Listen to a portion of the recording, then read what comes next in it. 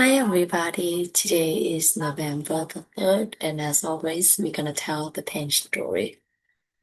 This pain story has changed a lot of people's life, and as it shed light into why something happened to our life and how we can create or manifest our dream life in a very certain way. So let's get started, okay? What is this? It's a pen. What do we use a pen for? To write. Now, there is a dog inside the room. I'm gonna wait this in front of the dog. What does the dog chew? The dog probably will sleep, lick, or chew the shade. Does the dog see this one as a pen? No. So for the dog, this one is not a pen, but for the human, this one is a pen. So who is correct, the dog or the human? The answer is both correct. For the dog, this one is a chewing toy, and for the human, this one is a pen to write. The dog is correct in the dog world, and the human is also correct in the human world. So that is our first lesson. Both are correct. Now, let's imagine that there is a table in front of me. So I'm going to put this thing on the table, and then both the dog and I will walk out the room. So inside the room, there be no human, no dog. What does this thing become? Yeah, there's still a pen, no chewing toy. Oh, this one become almost nothing, and the ancient wisdom called this one as the emptiness. The emptiness is actually a very magical definition. As we understand the emptiness, we'll be able to achieve anything in our life, just like Ishi Michael Roach applied the emptiness into his business and was able to build a business with a revenue of $250 million a year. So what is the emptiness? Why is that so magical? So first, okay, the emptiness is not nothingness. This is not no feeling, no sadness, no thinking at all. It's just by itself, just like we are by ourselves when we don't interact with anyone. It's just like my buddy Lynn, he gave us an example of the screen, the black screen in the cinema room. Okay. So it was just there. That's the emptiness. It's just there when there's nothing to interact with it. It's just that blank screen. But then it's because we always interact with someone, we always have some kind of interaction with someone, or something. So we have the potential of become anything or anyone to that person or to whom or whatever that we interact with. Just like come back to the pen, come back to the screen, okay, in the cinema. So when it can become anything, when you whatever that you put in there, whether it's a cartoon, whether it's an action movies, or it's a romantic movies, or it's a show, a television show, whatever it is. So that's the potential. So a lot, just like come back to the pen story. Okay, what do I mean by that? So this pen, when there's no human, no dog, when it sits by itself in the room, is come back to true sound. We call it the emptiness. Okay, but then as soon as I go back into the room and I look at this becomes a pen. When the dog come back to the room and the dog look at this becomes a chewing toy. And when both the dog and I come back to the room at the very same time, we both look at this at the very same time, what does thing become?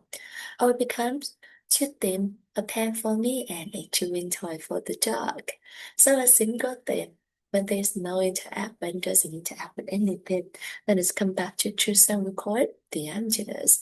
But because it's has the emptiness, it also has the potential to become anything, anyone depending on who or what is looking at this at the very moment. So that is our second lesson. Along with the emptiness, we all have limitless potential. Now, I see this as a pen. So does this pen coming from me or does this pen coming from the thing itself? This pen is actually coming from me. Why am I so certain? Because if this thing is a pen itself, the dog or anything in this entire universe will have to see it for what it is, which is a pen. But does the dog see this one as a pen? No. So this pen is actually coming from me. This pen is actually coming from my mind, and everything is actually coming from our mind. So that is our third lesson. Everything is actually coming from our mind. So now we all agree that this pen is coming from my mind, right? So I'm going to change my mind. I'm going to believe this one become a diamond, okay? So please pray with me. Diamond, diamond, diamond. Open my eyes. It's still a pen. So what in my mind that forced me to see this as a pen but not a diamond? They all sit inside our mind that the ancient wisdom calls as karma. When we see something, the seed inside our mind pop up, open up and cover this and made us see it for what had been planted earlier into our mind. So who planted those seed into your mind then? Only you can plant the seed into your mind, and only I can plant the seed into my mind. How can we do it?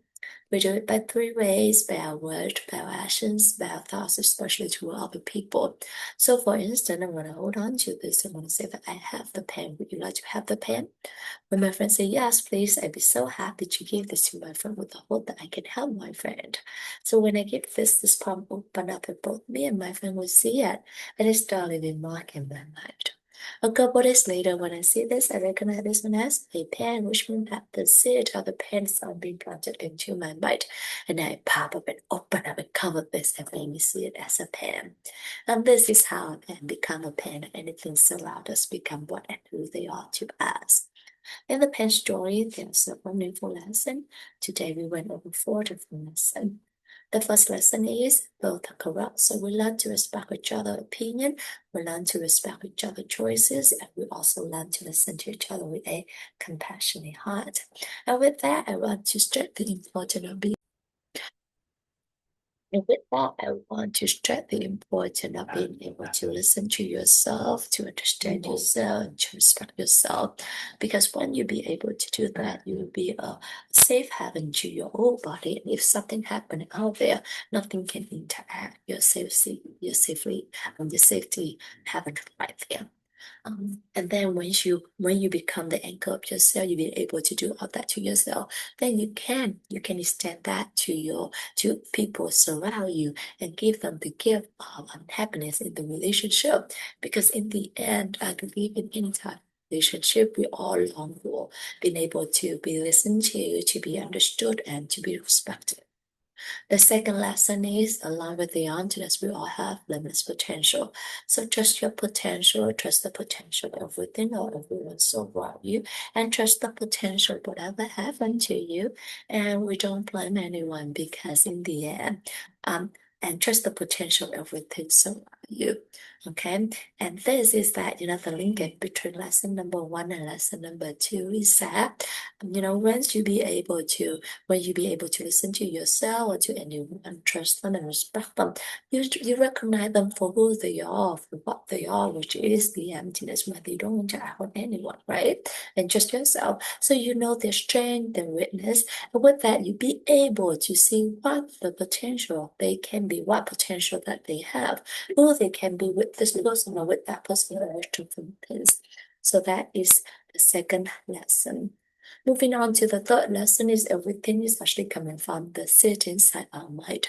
So we be 100% responsible to whatever happened to us, and we don't blame anyone because in the end, we are the only one who can plant the seed into our mind using our word or action, our thoughts to other people. And this is one more time enforce the important lesson number two is that once you have the potential in your mind, you have the capability to make it into become reality because through your work, through your action, through your thoughts to other people. So that is how, all the lessons link to one another. And lesson number four is how we can incorporate all those lessons into creating or manifesting our dream life in a very certain way. So the first, we have to know what we want in our life, knowing, using the potential and the emptiness, which is lesson number two.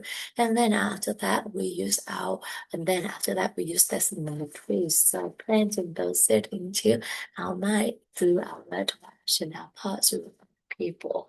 So for instance, if you want to have happiness, then you start planting happiness using our word or action or thoughts with other people, helping them to be happier.